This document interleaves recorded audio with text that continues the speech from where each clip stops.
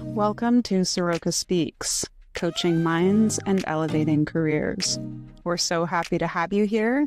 We hope that you enjoy this episode and that it supports you to put your potential in motion.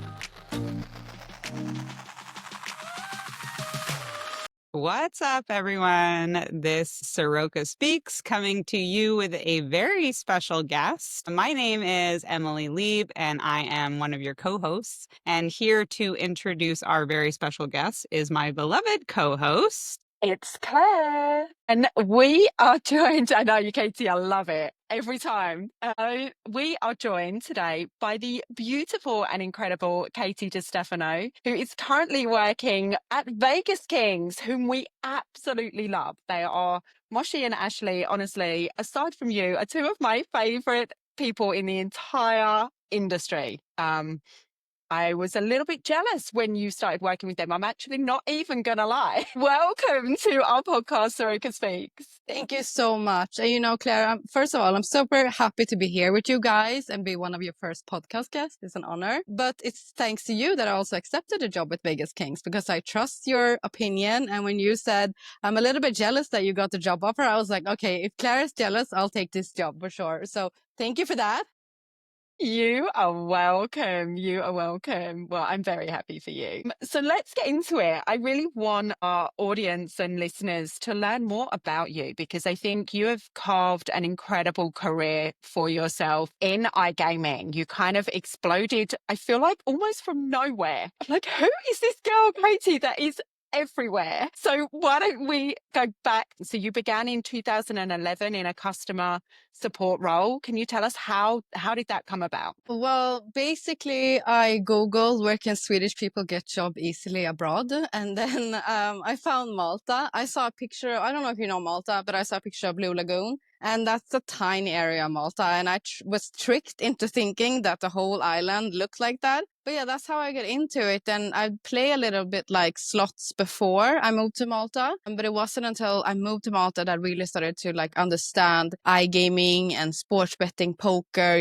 Poker at the time was huge as well. So that's how I got into the industry because the Swedish market was really big at the time. And from there, I learned a lot more about the other markets, everything from the UK, Norway, Denmark, Finland, all over. And then from 2018, I started focusing more on the US. And that's where my main focus has been the last 7 years. Amazing. So, I mean, there is so many opportunities in the industry, right? And you've learned so much in such a short period of time to really figure out what it is that you love to do.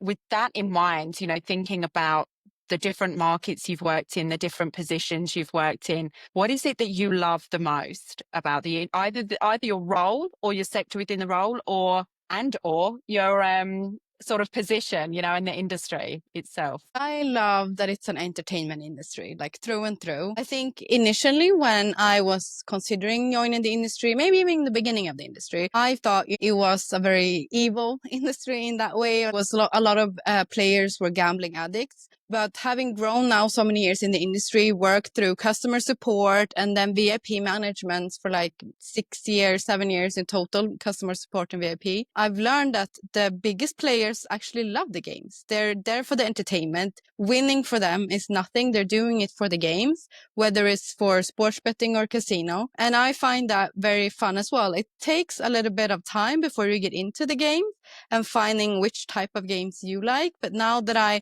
understand it, I think it's so much fun and I love being part of it. And especially the responsible gaming part, I feel like that is my long-term goal in the industry, to be part of it and share my experience from what I've learned from marketing or customer support or VIP with responsible gaming experts so that I can help them create the best possible future for the gaming industry. I think that's one of the things I love about you, Katie, and where I feel like our, long-term intentions or aspirations for the industry align. So I think that's, something that speaks to us in terms of, some people kind of fall in love with this industry. I think the creative and the innovative parts and the people that are drawn to it in those domains is really what makes it quite unique and quite extraordinary. And the opportunity, because it is an entertainment industry, or sometimes I'll refer to it as a vice industry, the opportunity to bring that level of humanity and responsibility and fun and play and all that comes with it as well, but do it in a really conscious way. So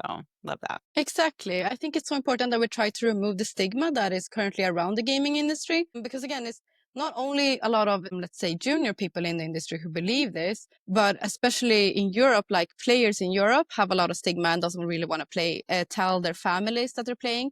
Whereas we're seeing more in the US, for example, there's a lot more accepted to play. Going to the casino is like a luxury thing with your friends. You're doing it for the bachelorette party or, whatever. And I think we can even improve that part as well and make it a lot more responsible if we know all these different types of factors that play into different departments. Even me now, like I'm not 100% involved in how a slot is created, but I think the people that work with slot creation could absolutely share their experience and knowledge to help Responsible Gambler evolve further. I think that's really important, a really important topic. And I know you cover that a lot in the industry, and there's a lot of great people really highlighting responsible gaming right now. And what I've noticed, or what I felt in the past is people were scared to really share a lot of knowledge, and it was, something's working really well, let's just keep hold of this for ourselves, rather than try and bring it to the industry and make a significant change, right? And I think there is more being talked about that now. I remember I was on a session at one of the previous conferences, and forgive me, I can't remember which one it was, but Helen Walton was on that as well, and she was really talking a lot about the games and the responsible gaming element, and what players like using the knowledge and really talking about it, what works for her games and her platform, and the learnings. She gave out so much useful information, and I thought, oh my God, this is really inspiring. This is what we should all be talking about, what works and what fell flat on its face and did not work and was not well received. There's so much learning that we can all take from that if we are just a little bit more united as an industry, I think. 100%, I agree with that. We have to unite more. And I think it comes as well with tools like LinkedIn now and stuff like that, where we can have a more open community and talk to each other. But previously, I guess the industry was not only shady a little bit more, but we worked in the shadows. So now when we're more open and everything's regulated, I guess people might be more comfortable to share, or I hope so at least. Well, perhaps it's people like you that have paved the way in that sense. We talk about the impact that you've had on the industry and your presence, excuse me, on LinkedIn. And, we were talking about how you came on and did 160 videos in the last few years, and, you've got a significant following over there.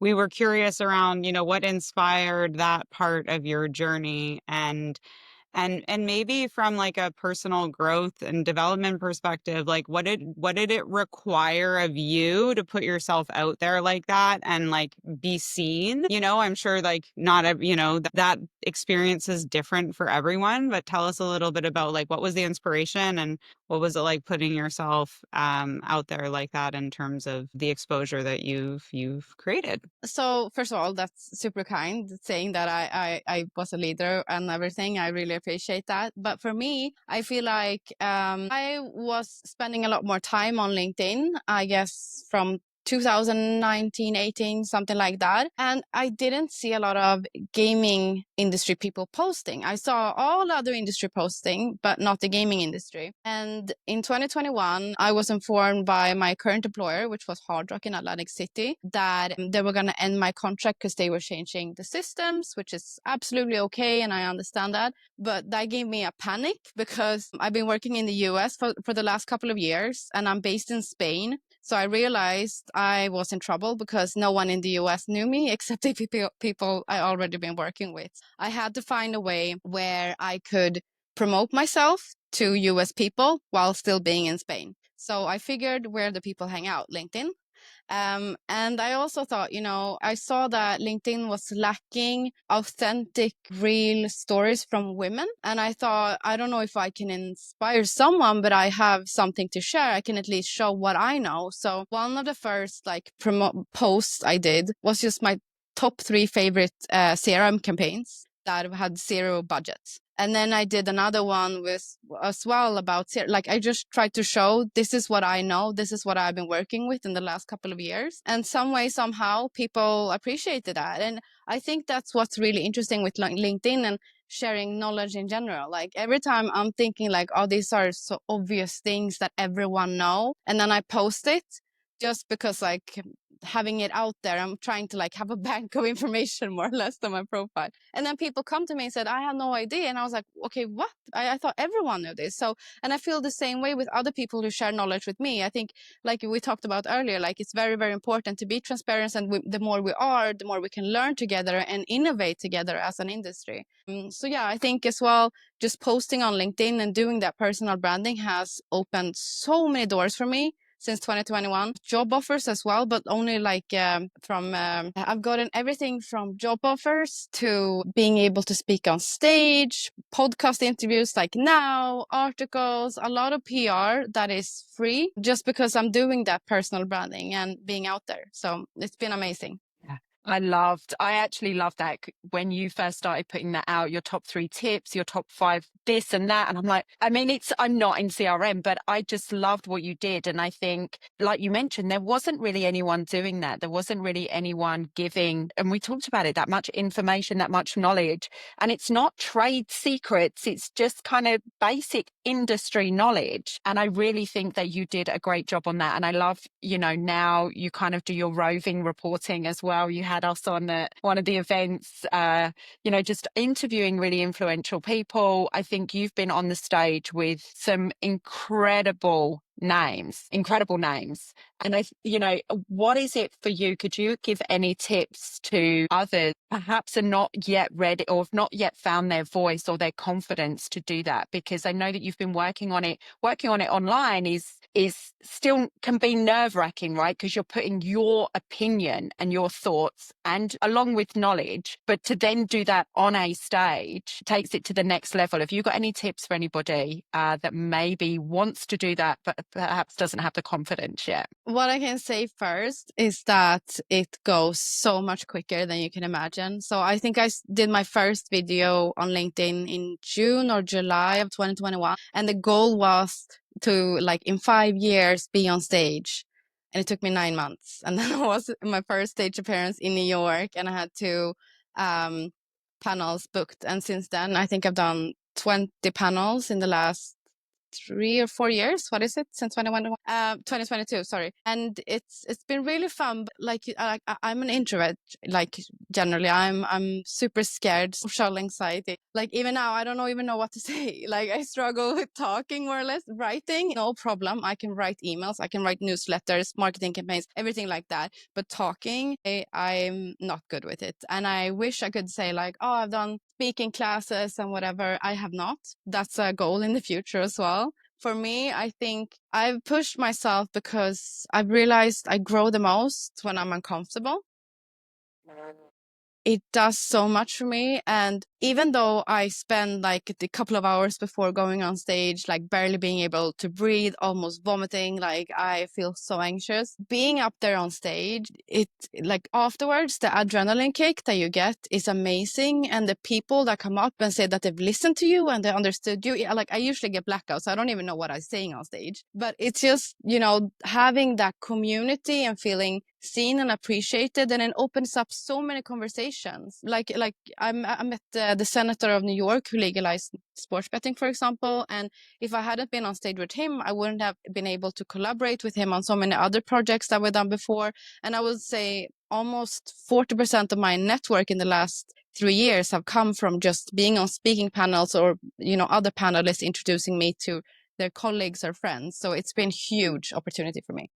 Tell us a little bit about the struggle, if there is one for you, on stage or when you're in the eye of the public in this capacity. How are you balancing like where you're like promoting yourself and your personal brand versus, you're employed now by somebody and, wanting to represent them, obviously, to the best of your ability. Tell us a little bit about that juggle, if you have any insight there in terms of like, if one is to endeavor to build their personal brand as you've experienced it, what are some of those nuances or discernment that's needed, do you think, between where and when you position yourself personally and where and when you position yourself on behalf of your employer? It's such a fine line, actually. And I can only say that I've learned by experience, or like, how do you say it? You do it first and then you ask for forgiveness later. Like, it's how you have to do it and then you see what happens. But for me, I've always, of course, like company secrets, anything company wise, cannot share. But I've always tried again to use what I feel is obvious, that is also personal opinion, like my top 3 campaigns. That's my top 3 campaigns, not the company I'm working for, anything like that. The same when I go to a conference, I try, of course, to show, what colleagues that I'm working with or friends, but I'm not trying to show off anything that the company wouldn't want to show at an event, for example, or like people drinking or being at, misbehaving, which we know happens at conferences. So I think it's more that making sure that you still look professional. But again, I'd also say that it's super important to be authentic and be yourself. Yes, you're representing a company, but you're also your own personal brand. This company might not like stay with you forever, not always have your back. Sorry, I've learned from experience. So you have to always take yourself first. If this is like something you think that no one else is talking about, let's say payment options in Brazil, and good payments options in Brazil because you've struggled with that as an operator because you've done it many times, then you can share that. I think that is completely okay. But yeah, you do it first and ask for forgiveness later. It's definitely a hard balance for sure. And I think I'm not saying, I mean, I've done that as well. If it's like, okay, I'll do it and see what happens. And, it is also having that right company, and the right environment that encourages that and really empowers their staff to go out there and build kind of their personal brand, because that then you're a representative of that company. And I think that's where it's also a clear indicator of, is this the environment that I want to be in and the company I want to be in, right? Yeah. I think also like some companies I know don't even want their employees on LinkedIn, which I find super strange, but every company is different. And I understand it is apparently because they don't want recruiters approaching them. But I think from a marketing perspective that having people engage from your company on LinkedIn is beneficial in every single way, because every single character will attract their different unique audience that in your way can explain why you're passionate about your company. I call it like the Office effect. If you've seen the TV series The Office, you all have like different characters that you feel like, okay, I really like this character, and you start following that one, but you might not like the other ones, but it's that one person that converts you to the brand and makes them remember you and talk about you. And that's, the more lottery tickets you can have out there, the better, So as a company, I think it's really great if you can encourage your employees to be active on LinkedIn and build their own personal brand. Huge advocate for that. Regardless, even as an employer, it's like my company might not be the right fit for everybody for the rest of their life. And that's absolutely okay. So I think it's double-sided in terms of how do we navigate that personally as a personal brand, but, as an employer, it's also how can you support and like just root for your people that you want them to succeed, regardless of whether that's with you or elsewhere, so long as it's what's on purpose and in alignment for them. So yeah, that's a cool way to look at that through a few different angles. I want to pivot just slightly and celebrate you a little bit more, Catie. You were named as one of the top 70 most influential women in iGaming. So first off, congratulations. I'm so proud of you. That's amazing. Thank you. And I wonder how much, you reflect on what that means to you, and maybe we can tie that into the fact that you have built such a strong personal brand and that voice that's then contributed to you being present on the stage and writing for so many publications and being on so many podcasts.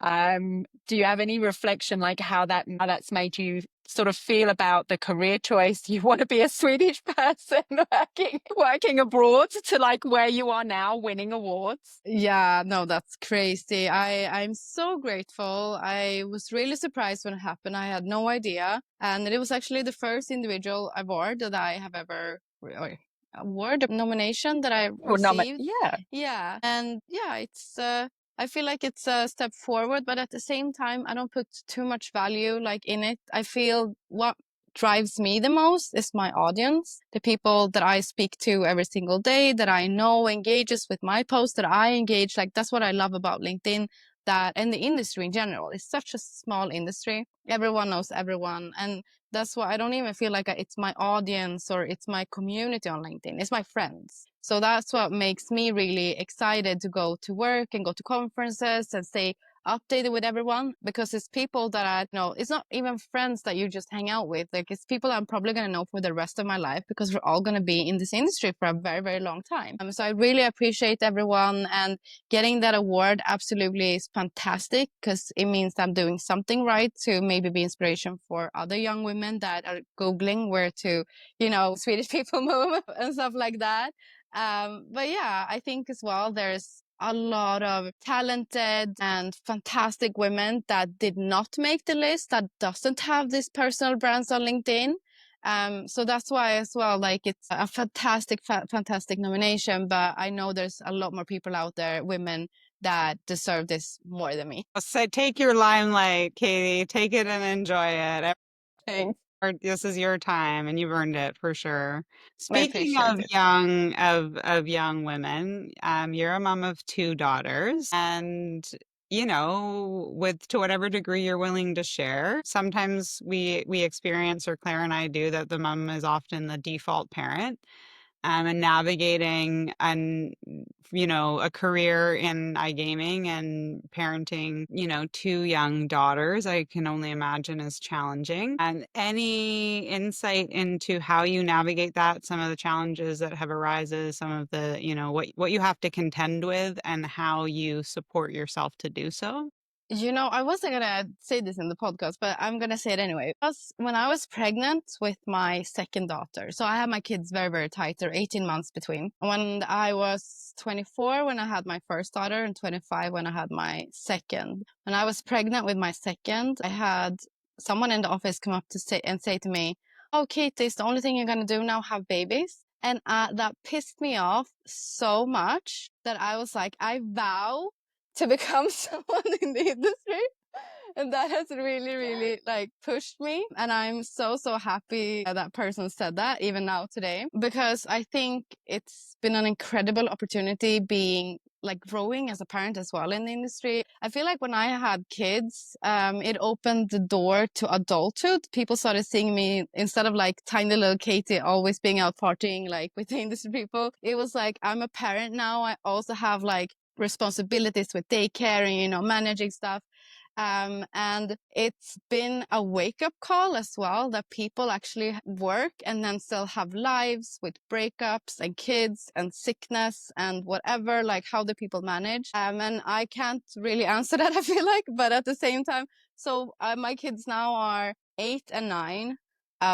They're still alive, thank God. So I've done something right. And yeah, I think for me, having built a career is again a lot like thanks to my kids, because I want to be a good role model to them. I want to show them that you can be a mom and you can have a career. I grew up hearing from my mom so I'm half Indonesian. I'm born in Indonesia. So I grew up with a different culture, and my mom pushed me my whole childhood and said, you just have to find a rich man. You just have to find someone like that will take care of you. And I don't want my kids to have that expectation of life. I want my kids to know that you can build your own life, build your own career, your own network. And that's what I'm trying to do now. I'm trying to show them, their struggles, but that's what, makes the way to hopefully come out on the other side. And I think it's been very beneficial. It's been amazing for me to have a supporting partner. It's not always been easy. There was a period, like at least Claire, you know, that we were separated for 2 years. So I did struggle a bit like being like a single parent for a while.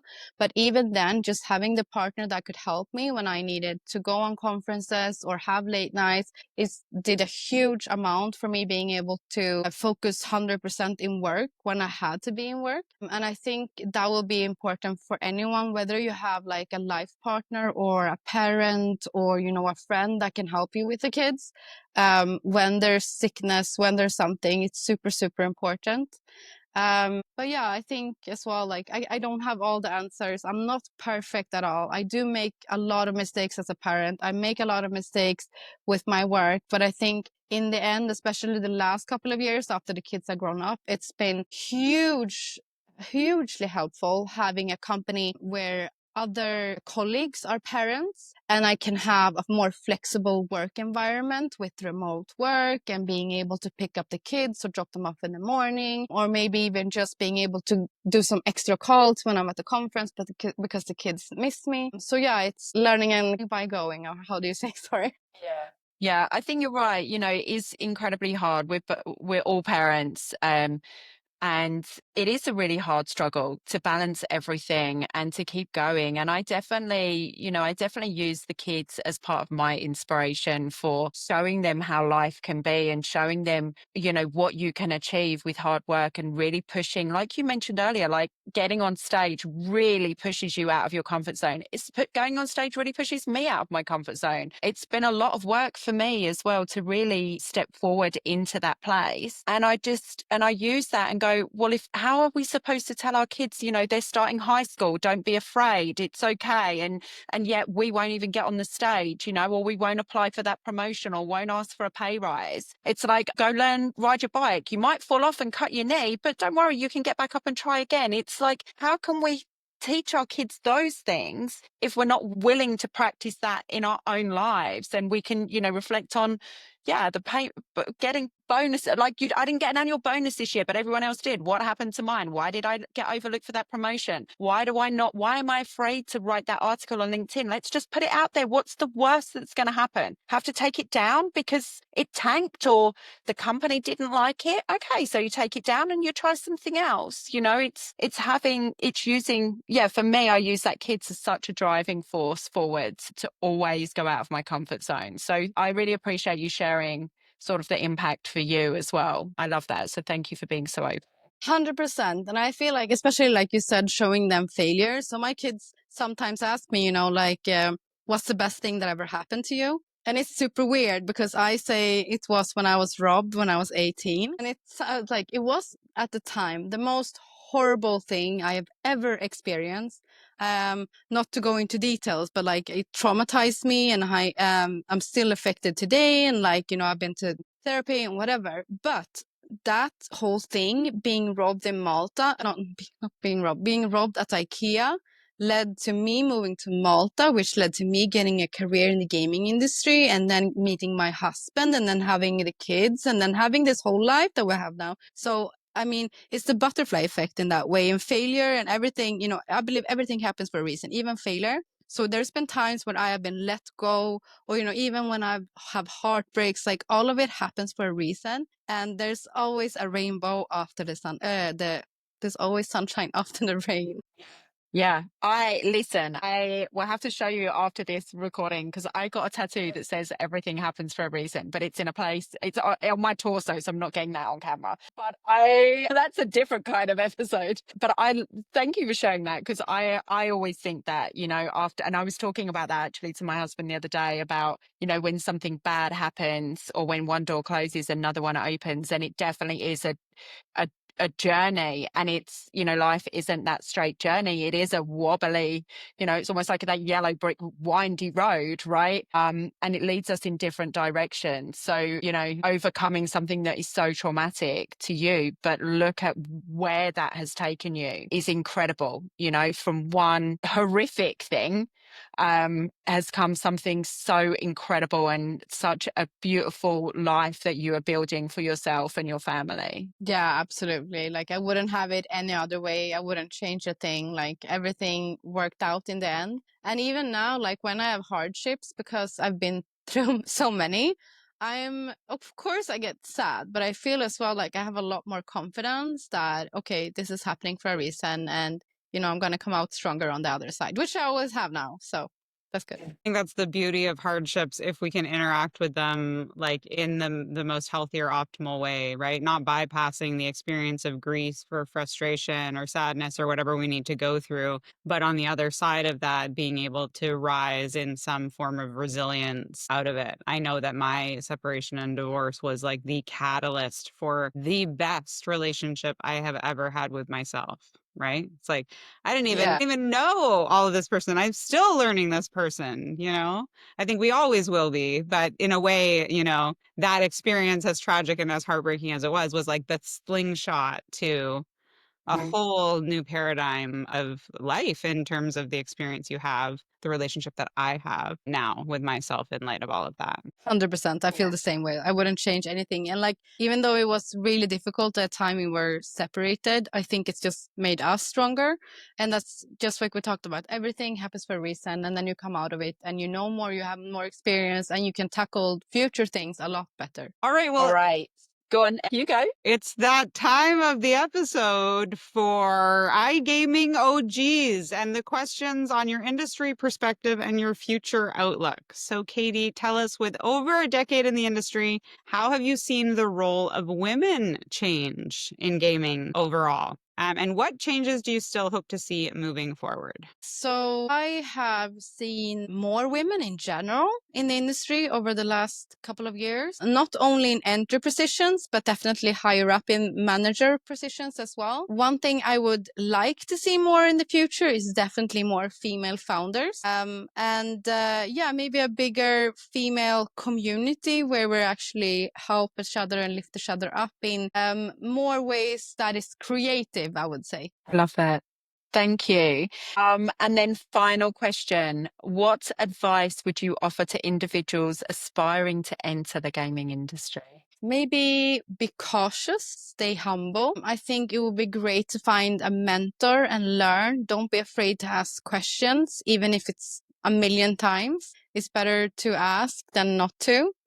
And yeah, just be kind and respectful to everyone, because again, everyone knows everyone and it's a small industry. Any Good final thoughts, advice. words of wisdom, or anything left unsaid that you'd like to share with us in the audience? No, just thank you so much. And I really look up to you, Emily and Claire, so much for what you're doing. I really think it's great. And I think this podcast is a great opportunity to show the leaders in the industry in a more authentic and organic way. And I'm really, really looking forward to see what you girls do for the future. And I want to support you in any way I can. Thank you. Well, the feeling is mutual on all fronts. We're so excited to keep tabs on you and support you in whatever way we can. And yeah, enjoy the journey alongside each other, shoulder to shoulder, rooting each other on. That's what it's all about. And may we all be more successful because of that. So this was awesome. Thank you for sharing yourself so freely today. This truly was a gift. So thanks for being here, Catie. Thank you so much. Hopefully we'll do it again some other time on my channel. Absolutely. Till next time. Thank you so much, everyone. That's all for now. We'll see you soon. Bye.